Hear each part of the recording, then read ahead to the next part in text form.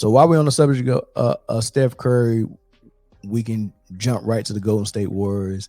And I did a video last week. Me and Jay was doing a video, and we talked about Draymond Green because he had got into it with Jordan Poole's dad on Twitter, I think, and then he went on Pat Bev's podcast and started mentioning Jordan Poole again and the incident that happened in training camp and all that stuff, man. And we talked about that, and I made the comment that he's becoming more of a headache than he is becoming of a help.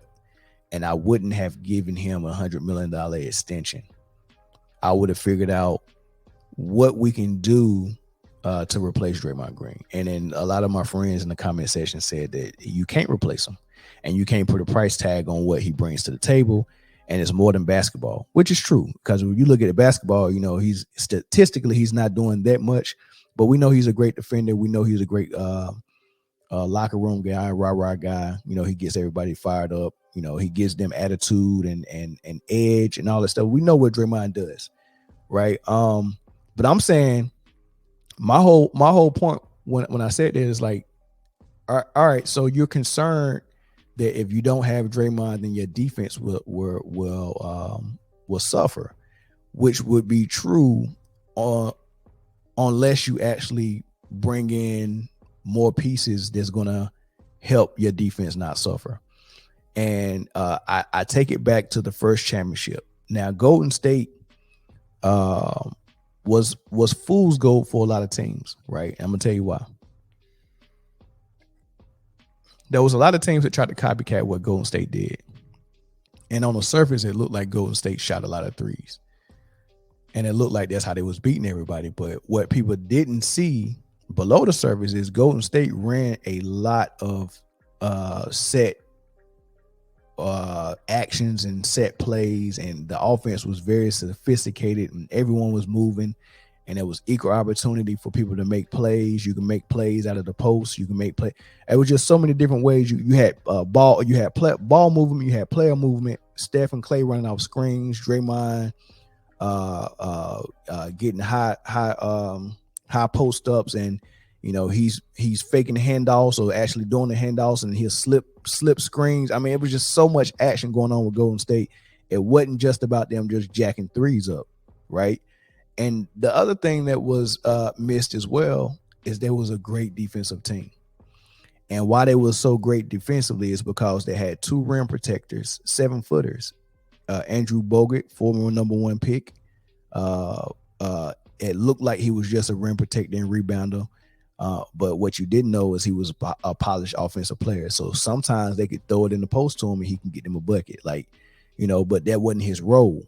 He was there to shot blocks, block shots and get rebounds. But every now and then, I give you 10, 12, 15 points, right? So they had Andrew Bogut, 7-foot rim protector. Off the bench, they had Azili, 7-foot rim protector, rebounder. Then they had all these 3D guys like Harrison Barnes and Brandon Rush that they could bring off the bench who could play and guard 1, 2, 3, and 4 positions. So they had these 6'8" guys that you could play at the 4 or the 3, and they could hit the open 3, but they also was locked down defenders on the perimeter. So that Brandon Rush, Harrison Barnes, and Iguodala at that, they play him at the 4 and all that stuff, and at the 3, and he was there for defense and catch and shoot situations, but he was also sneaky. He was a number 1 option in Philly after Iverson left, and flourished in that. So imagine getting that in their prime, and you saying, "Hey, look, man, this is like the ultimate secret weapon. We got a number 1 on our bench that's just here for defense, but guess what? If you're not paying attention, he can eat you up offensively too." So they had all these different options on how they defend. Of course, Draymond was a good defender as well. And then on the ball, guarding the ball, you had people like Leandro Barbosa coming off the bench, and he was playing good defense, right? So they had defense in the post, in the paint, on the perimeter at different positions, and they had these versatile guys, and they were switching all the screens, right? So that was messing up a lot of people's offense because they were switching everything. So that's how they won their first championship. Now, mind you, if you go all the way back in time and think about that first championship, no one was calling Draymond Green this best defender in the league, this great defender and all, because everybody was defending like that. Harrison Barnes, Iguodala, Draymond Green, Bogut, Brandon Rush, all of them was defending that well. And Clay was defending that well. Everyone was defending it. Oh, Sean Livingston coming off the bench. As a 6-7 point guard, but everyone was defending at a high level. So it wasn't just that Draymond Green was overshadowing everybody and it looked like Draymond Green was the mastermind behind the defense and he was the only one playing defense. That's how they looking at it now. They think that no one on Golden State can play defense except Draymond, and he's the glue that holds it all together. And if we lose him, we can't play defense no more. That's how they're saying it now. But back then it wasn't like that. So what happened is, with all the way that team was set up defensively, where they had multiple guys defending at a level that Draymond was defending it as well. Iguodala definitely was that, right? Bogut definitely was that. Harrison Barnes definitely was that. What they did is they let Bogut walk in free agency. They let Harrison Barnes walk in free agency. Barbosa retired. Brandon Rush walked in free agency. Vesta Ezeli walked in free agency. They let all of those guys go because they had to make room to bring in Kevin Durant. And if you remember, Nick Wright and all the people that was on LeBron's side was just laughing. The Golden State Warriors gave up all their depth and all their defense, right, for Kevin Durant, and Kevin Durant doesn't play defense, and this team is going to suffer. They're not going to get back to the finals. That was basically the story when they first got Kevin Durant. How are they going to play defense? All of their rim protection is gone and all their perimeter D is gone. How are they going to play defense? No one said, oh, man, Draymond is going to kill it. Draymond is going to hold the entire defense down by himself. No one said that. So what ended up happening is they traded all their defense and all of their bench. Or not traded, but they let it go because they knew they was bringing in Kevin Durant, and that's what they did. And lo and behold, it was so easy to really replace that. All they had to do was say, hey, Kevin Durant, you're playing defense for sure now.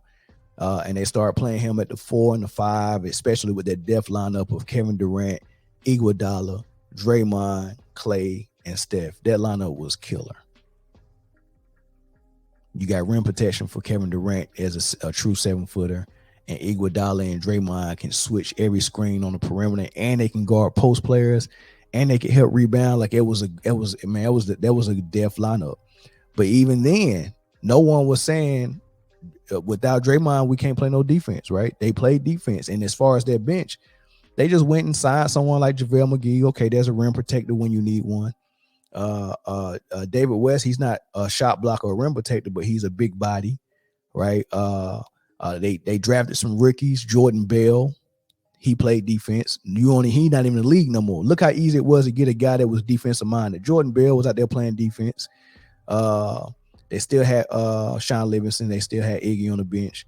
They still had they had another rookie. They might have went and got Patrick McCall. Like, you know, he was a lone defender. One year they had Nick Young. He was out there playing defense. Like, it's not that hard, right, to replace a defensive guy. Come on, man. Like, it's not that hard. So I say all that to say this. There was a formula for having a plethora of versatile defenders, which is not expensive to do in free agency. You can even do it in the draft. That was the formula before when they won their first ring. We got multiple versatile defenders and we got rim protectors. Fast forward to now, they paying Draymond Green all his money, and with that same money, if they wanted to replace Draymond, they could still have a good defense by getting a couple of 7-foot rim protecting shot blockers, right? And going to go get a couple of free agents that are 3-and-D guys that can be versatile and switch. Harrison Barnes still is available, right? You could have got something like that. Trey Lyles, you know, it's multiple guys that could have came in and been versatile for you, right? And then they done it before in the draft. Get some guys that are defensive minded. They coming off the bench anyway, right? It's not that hard for them to say, "Oh, we got to give them $100 million. We got to keep the core three in." The defense don't exist in Golden State without Draymond. That's not true. You can replace it. So the whole point that, hey, we got to let Draymond Green punch people and talk on this podcast about all this crazy stuff and just run amok through the whole organization, and we can't do anything about it because our hands tied behind our back, because if he leaves, we're not a contender no more and we can't even play defense. That's not true. I just wanted to get that part out there. There was a formula before. You was relying, like, now I do get it. They are relying on Draymond Green more now than they were in the past. And that's because now that you've paid him so much, you can't be flexible and go out and get these other guys strategically just for defense, right? Because Draymond Green is getting all the money that you would have spread it around multiple players, right? So now you're saying, Draymond, well, you're not going to get no help on defense, so you got to be all the defense, right? And it looks that way. It looks like he's all the defense, right? But I don't think that's true.